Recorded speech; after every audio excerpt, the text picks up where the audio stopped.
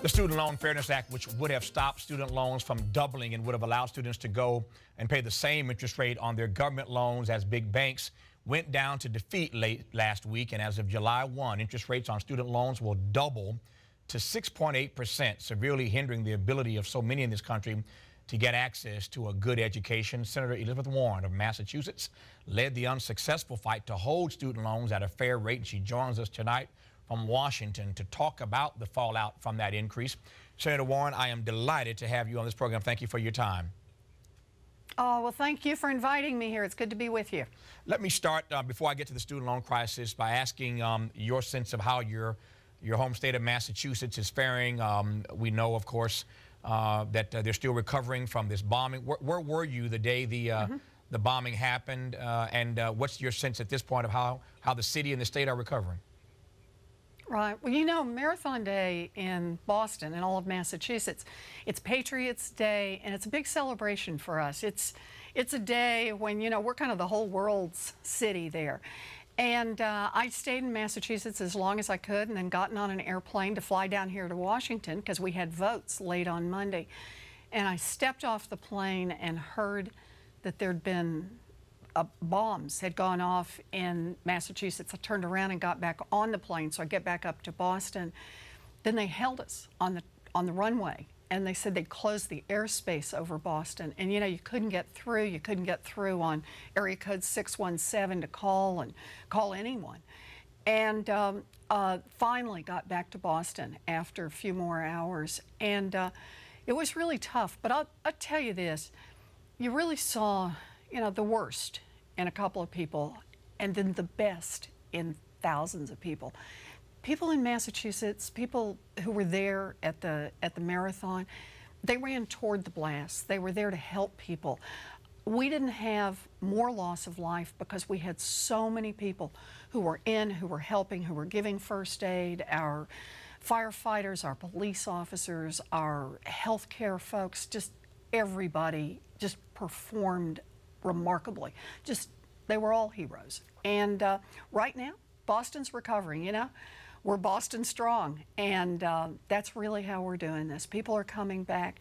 It's hard. We've had hard losses. Just yesterday was it was the 9th birthday of a little boy who was killed in the blast, and had a birthday mass for him. So we're still grieving, but we're also coming back, and we're coming back strong. Thank you for answering that. I know it's always difficult to have to revisit those kinds of horrific incidents, but I appreciate your response to that.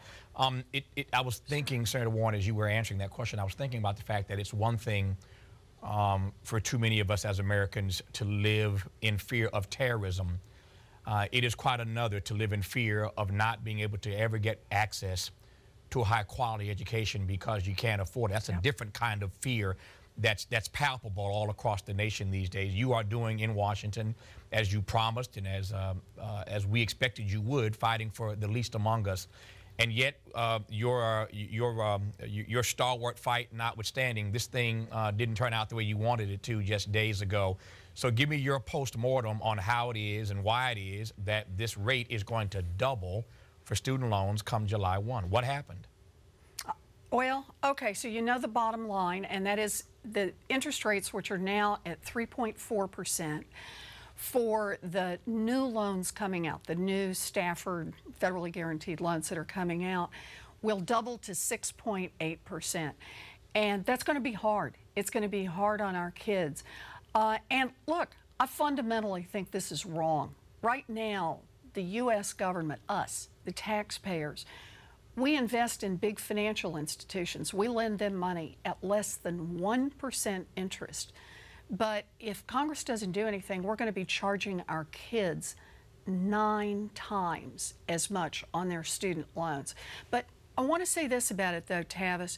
Yeah, we lost that vote last week. Well, lost it is a relative term. A majority of the U.S. Senate voted not to double the interest rate. But as you know, the Republicans now have the ability to filibuster, and that's what they've done, and they said they won't let the bill go through. But so we're a few votes short of being able to break the filibuster, but here's the deal. I'm not ready to talk about post-mortem. I want to talk to people about how we keep pushing to get the votes we need. I'm ready to come back at this. There are a lot of other people in the Senate who are ready to come back at this. But it's going to take people all across this country saying, this matters to me. We can't do this to our kids. We can't be a country that invests in big banks and won't invest in our young people who are trying to get an education.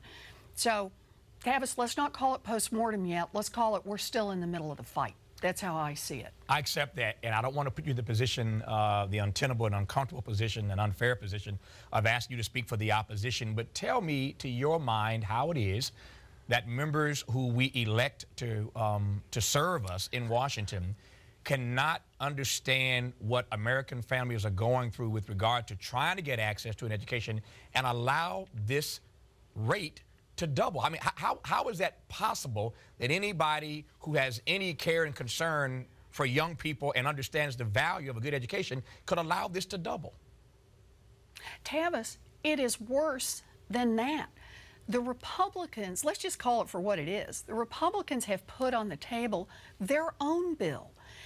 Now, right now, if we do nothing, student loan interest rates double. The United States government will make $51 billion in profits off the backs of our students. The Republicans have said, oh, let's do a more market-based approach, and they would add another $16 billion in profits off the backs of our students. That's their bill. They want to drive the costs up even more. So the difference between right now where the Democrats stand, which is let's not double the interest rates, let's try to keep the costs low for our people who are trying to get an education, versus the Republicans who are saying, hey, let's just make this, you know, where they just pay even more. That's the big difference. And I'll tell you, Tavis, it's two things. This is about our economy. When students are having to pay on student loan debt, that means they don't have money to do other things. They don't have money to buy cars. It means they don't have money to have a down payment to try to buy a home. It means they are stressed financially, and it hurts our economy. It hurts them individually. It hurts our economy. What the Republicans are proposing is they're saying they don't care. They're saying let's just pull more money in for the United States Treasury and do it off the backs of our kids. This is not about investing in the future for them. And that's what we really have to talk about here. How do you think we build a future? I think we build it by investing in our kids, investing in education. The Republicans see that very differently, and this is the kind of fight we got to have, and we got to have it out here in public. That's what we got to do. You are not new to Washington, but you're relatively new to Capitol Hill, that is to say, as a sitting United States Senator. And you've hit the nail on the head for a conversation that is age-old in Washington, that obviously continues to this day, and that is the notion of the filibuster and whether or not the filibuster ought to go the way of the musket in this country, or anything else of the Model T. I mean, how much longer can the filibuster remain a tool to be used, or put another way, abused on the Hill in the Senate?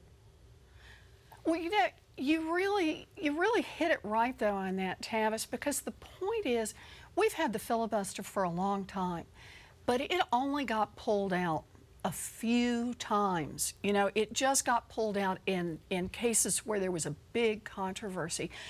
Now it's being used by the Republicans to block. You know, really is the party of no. And it's no on student loans, it's no on other things we try to get passed. Heck, it's even no on trying to get judges appointed to the bench, trying to get somebody to head up the Department of Labor, trying to get the people in who would run the National Labor Relations Board, and trying to get a director for the new consumer agency. It's using the filibuster to block. That was never what it was intended for. You know, I guess maybe I watch too many old movies, but when you watch Mr. Smith Goes to Washington and Jimmy Stewart says, I feel so strongly about this, I'm going to stand up, at least he had to stand up and talk about it. You didn't just get to do kind of a secret where you put in something and say, whoops, all of a sudden it's got to have 60 votes to overcome it and slow down the works in Washington, block good bills like the one on student loans.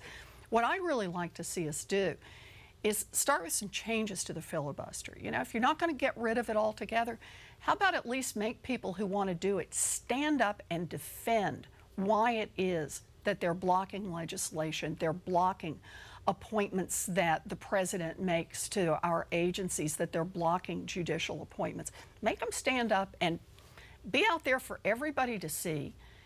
Make them defend it. That's at least a first step on reforming the filibuster. I'd sure like to see it. We can't keep doing this in Washington, where the majority can't get anything through, can't do the people's business. That's not going to work for this country. Let me close. I know your time is limited. Let me close where I began, and that is with this notion of post-mortem. So I've been sufficiently spanked by you on national television. I will not refer to it as a post-mortem. Okay. But I will allow you, though, to answer this as the exit question, which is, at this point, what is it that fellow citizens can do? What is it that you are asking the American public to do to push back on this notion of nothing happening and these student loan rates rising automatically come July 1?